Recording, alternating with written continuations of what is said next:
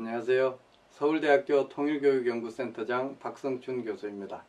저는 통일교육을 할 때마다 항상 안중근 의사가 굉장히 중요하다고 이야기를 합니다. 오늘은 여러분들과 함께 통일에 있어서 왜 안중근 의사가 중요한지를 함께 생각해 보도록 하겠습니다.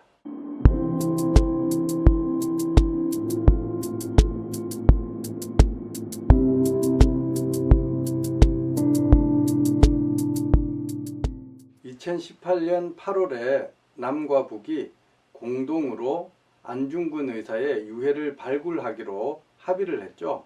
그래서 이제 2019년부터 조만간 안중근 의사의 유해를 공동으로 발굴하게 될 것입니다.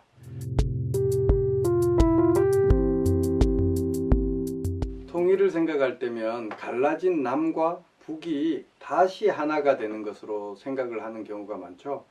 그런데 원래 하나였던 우리 민족이 평화롭게 공존 공영하면서 잘 사는 것, 그것을 생각하셨던 분이 바로 안중근 의사를 비롯해서 많은 독립운동가들이 계셨던 것 같아요.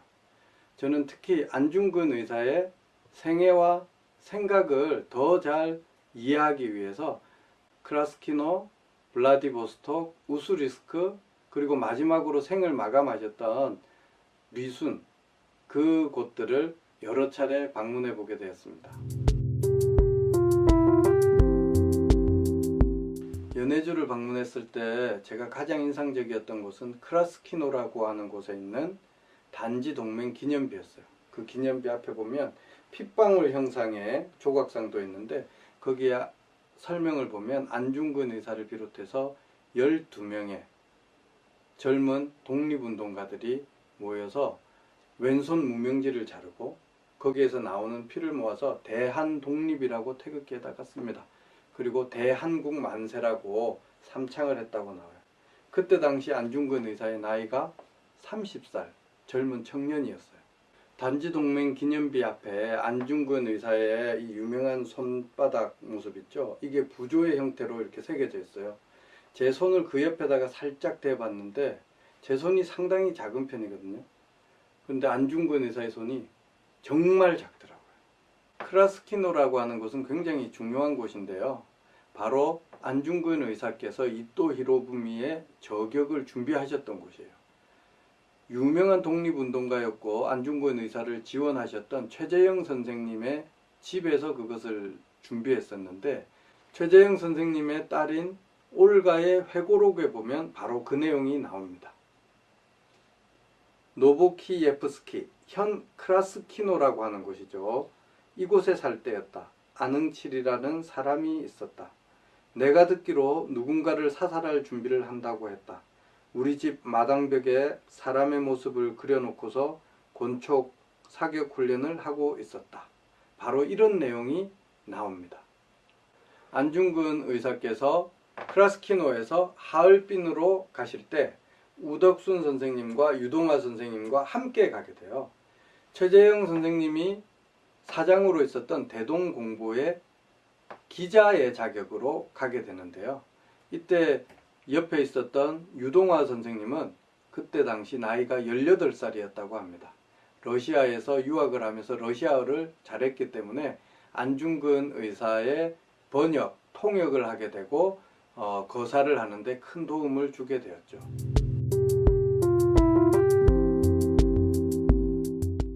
안중근 의사께서 하얼빈 거사 후에 꼬레아 우레라고 이렇게 외쳐요. 바로 러시아어로 대한만세라는 말이거든요.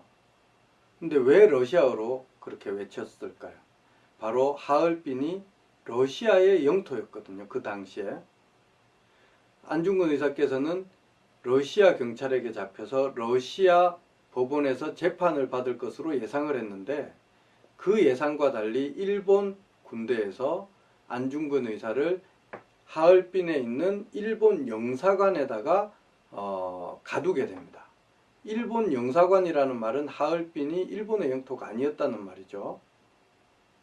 일본 경찰들은 안중근 의사를 약 1000km나 떨어져 있는 리순으로 이송을 하게 돼요. 그 이유는 러일전쟁 이후에 리순 지역이 일본의 영토로 포함되었기 때문입니다.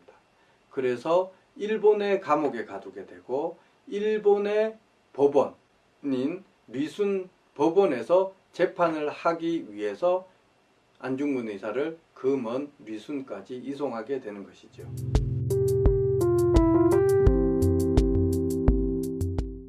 여기가 여순 관동 법원구지라고 적혀 있는데 여순의 법원이었어요. 일본 법원이었는데 1층은 지방법원, 2층은 고등법원이 있어요. 안중근 의사께서는 1층 지방법원에서 재판을 받아야 되지만 그 지방법원이 장소가 너무 협소하고 많은 인원이 들어갈 수 없는데 외신 기자들이 너무 큰 관심을 보이고 많은 사람들이 모여서 1심 재판임에도 불구하고 2층에 올라가서 고등법원에서 재판을 받게 됩니다. 고등법원의 크기는 상당히 큰데 그때 당시 꽉 차 있었다고 해요. 외신 기자들이 많아서. 자, 이때 1층에서부터 2층으로 올라갈 때 저도 그 계단을 따라서 한번 올라가 봤어요. 근데 올라갈 때 이 천정이 아주 낮아서 저뿐만 아니라 저와 같이 갔던 사람들이 자연스럽게 이렇게 고개를 숙이고 갈 수밖에 없더라고요.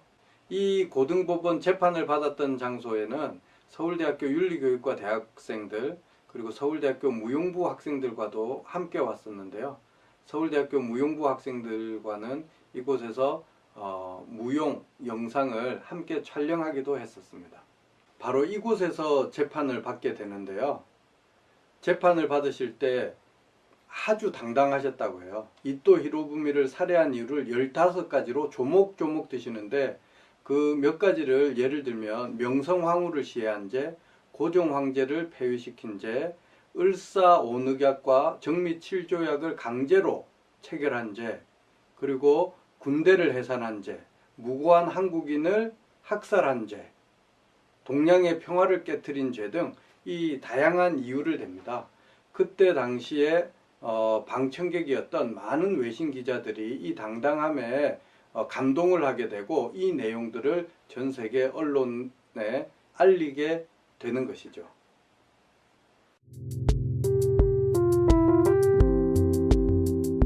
이곳이 리순 감옥입니다. 저는 이곳을 참 여러 차례 방문했는데요. 예를 들면 서울대학교 윤리교육과 학생들, 서울대학교 통일교육연구센터 연구원들, 서울대학교 교수님들, 그리고 서울대학교 무용부, 그리고 여러 사람들과 함께 왔었는데요. 이곳을 와서 안으로 들어가 보면 이곳에 수감되었던 사람들이 입었던 옷을 보게 됩니다.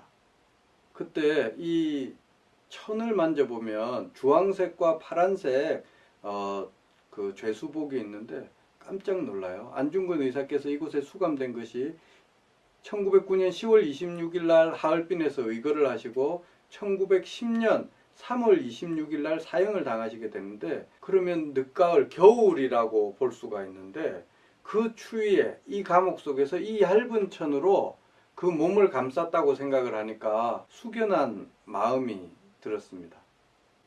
그리고 감옥을 보면 안중근 의사뿐만 아니라 참으로 많은 한국의 그리고 중국의 독립운동을 하던 사람들이 이곳에 수감된 것을 알 수가 있어요. 저쪽으로 가보시면 안중근 의사의 독방을 볼 수가 있는데요. 이 독방에 수감되시는 동안 우리나라 보물로 지정되어 있는 안중근 의사의 여러 유묵들도 여기서 쓰시고 중요한 책도 2권을 저술을 하시게 됩니다. 우선 제가 기념으로 가지고 있는 안중근 의사님의 유묵이 있는데 이게 바로 여순 감옥에서 샀어요. 여기 보면 위국 헌신 군인 본분이라고 되어 있죠. 이 글은 굉장히 유명한데요. 안중근 의사를 이렇게 지키고 있던 간수에게 이 글을 써서 주셨다고 해요. 수많은 간수들이 안중근 의사를 굉장히 존경하고 존중했었는데 안중근 의사가 사형을 당하는 그 결정을 보고 나서 너무나 안타까웠다고 합니다. 그때 안중근 의사께서 나는 대한의군의 참모 중장, 군인의 자격으로 내가 할 일을 했으니 너는 일본의 간수로서, 일본의 군인으로서 당신이 할 일을 하라 라는 의미에서 이 글을 써줬다고 해요. 이 간수가 자기네 집에 보관하고 있다가 그 자손이 한국 정부로 이거를 다시 전해주었다고 하는 그런 이야기가 전해집니다.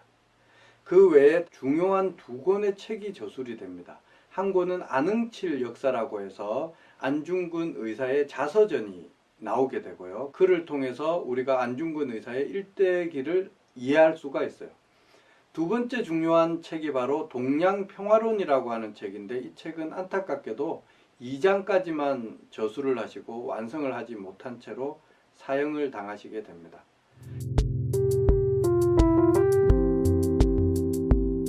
안흥칠 역사와 동양평화론을 보면 안중근 선생님의 생각을 알 수가 있는데, 조국의 독립이라고 하는 하나의 축과 동양과 세계의 평화를 강조하셨던 그런 생각을 볼 수가 있어요. 지금 현재 우리가 평화를 기반으로 해서 우리 민족이 하나 되어서 잘 사는 통일을 꿈꾸는 것은 바로 안중근 의사의 그 생애와 사상에서 비롯되는 것이다, 이런 생각을 하게 됩니다. 안중근 의사의 마지막 유언을 보면 이런 내용이 나와요. 우리 국권이 회복되거든 고국으로 반장해다오.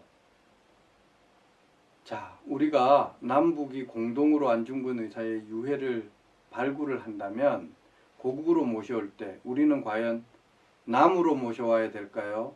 북으로 모셔가야 될까요?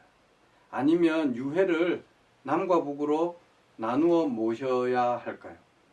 이것이 바로 우리에게 주어진 당면 과제가 아닐까 생각을 합니다. 북한에서 교사를 하시다가 대한민국으로 오신 교육 전문가 5분, 그리고 남한의 교사 5명, 그리고 일부 몇 명의 통일교육 전문 연구원들과 함께 블라디보스톡에서 대륙횡단 열차를 탈 기회가 있었어요. 우리 민족이 하나의 열차에서 어디론가 간다라고 하는 그런 느낌을 받았습니다. 한반도의 평화가 온다면 안중근 의사께서 강조하셨던 동양의 평화가 올 것이고 세계의 평화가 올 것이라고 생각을 해요. 대륙횡단 열차의 출발점이 블라디보스톡이 아닌 부산이 되기를 기대해 봅니다.